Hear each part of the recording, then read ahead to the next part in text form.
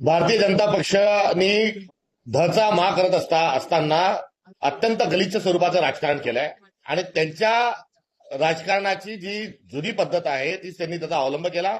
आम्ही त्यांना आगामी काळात कुठे सोडणार नाही. मुळात छत्रपती शिवाजी महाराजांच्या विरोधात भारतीय जनता पार्टीच आहे आणि त्यांनी जो केलेला कांगावा आहे तो केविलवाना प्रयत्न आहे. या संदर्भामध्ये जे एक शिवप्रेमींच्या अनुषंगानं जो प्रोपगंडा झाला त्या अनुषंगानं आणि एक महाराष्ट्रातल्या एका वर्गाला गैरसमजातून जो मनस्ताप झाला त्या अनुषंगाने माझी लिखित भूमिका ही मी माध्यमांमध्ये सोशल मीडियामध्ये मांडलेली आहे. अत्यंत खालच्या पातळीवर जाऊन टीका केली, धमक्याही दिल्या, पण आम्ही त्यांच्या धमक्याला भीक घालत नाही.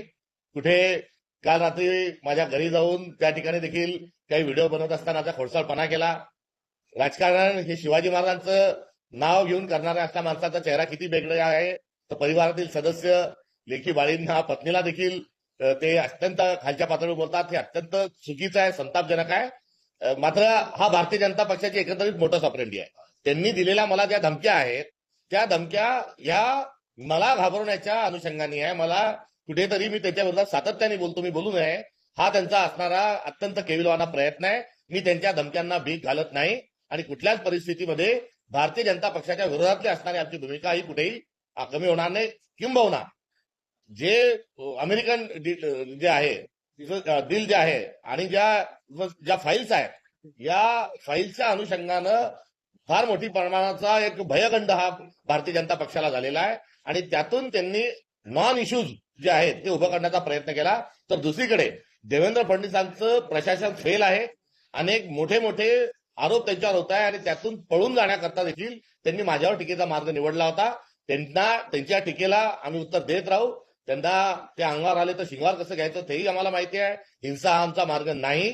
मात्र या सर्व प्रकरणामध्ये शिवाजी महाराजांच्या बद्दल वारंवार चुकीचे वक्तव्य त्यांनी जे केले त्याचा मी तीव्र शब्दात निषेध करतो आणि एकंदरीत शिवप्रेमींच्या अनुषंगानं जी त्यांच्या पुढे 2 पावलं जाऊन त्यांना जो साथ घातली आणि या सर्व कामामध्ये या शिवशाहू फुले आंबेडकरांच्या कार्यामध्ये त्यांनी सहभागी व्हावं हे आव्हान केलेलं आहे. हा विषय इथेच संपला असं मला वाटतं. दाभोळकर करू हेही सांगितलं, त्याच्या काही नवीन नाही आणि दाभोळकर काय ते माझा पानसरे पण करतील, कारण पानसरेंनी कोण होता, शिवाजी कोण होता ही भूमिका मांडली म्हणून त्यांचा पानसरेंचा खून झाला.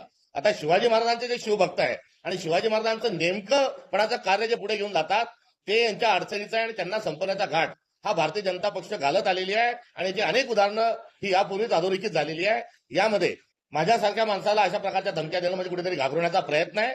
किंबहुना जर अशी वेळ आली तर त्या वेळेला सामोरे करण्याकरता या वैचारिक करण्याकरता मी तयार आहे. राज्याभिषेक एकतर शिवाजी महाराजांचा होऊ दिला नाही. शिवाजी महाराजांच्या राज्याभिषेकाला मोठा विरोध झाला आणि गागा भट्टांनी इथे येऊन ज्या काही त्यांनी नोंदी घेऊन ठेवल्या आहेत त्या आपण सर्वच जाणतो. त्या गागा भट्टांनी काय काय केलेलं आहे आणि काय विचित्र पद्धतीचा त्यांनी त्या ठिकाणी उल्लेख स्वतः केलेला आहे हे आपण जाणतो. त्यामुळे संकेताचा भाग म्हणून ते नेमके काय बोलले, कसे बोलले हे या खोलात न जाता आपण शिवाजी महाराजांचे सर्व अभिमानी लोक आहोत, त्यांचा आपल्याला स्वाभिमान आहे. गागा भट्ट यांचा पुतळा जाळण्याचं मी केलेलं विधान जे ते योग्य आहे.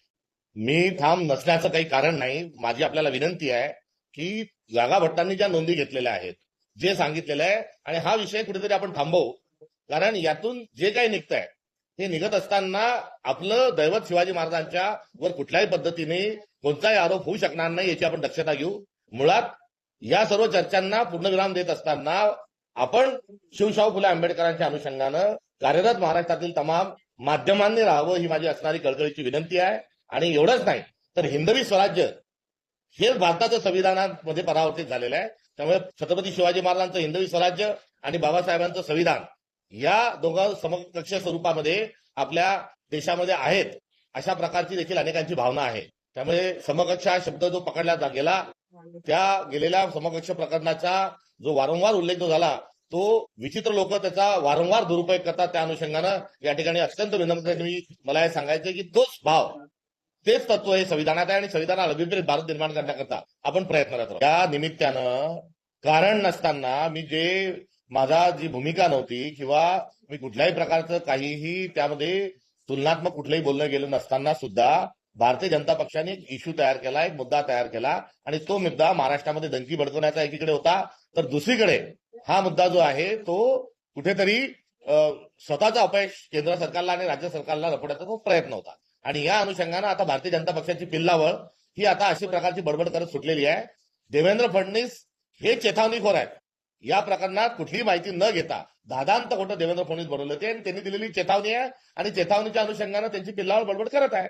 त्यामुळे अशा कोणत्याही धमक्यांना मी भीक घालणार नाही. राजकारणामध्ये धर्म आणू नये याबद्दल कुठेही दुमत नाही आणि राजकारणामध्ये धर्म आणून आणि काही विशिष्ट धर्माच्या लोकांना वेगवेगळं त्यामध्ये ध्रुवीकरण जे केलं जात आहे तेही अत्यंत चुकीचं आहे. त्याची आम्ही निंदा करतो.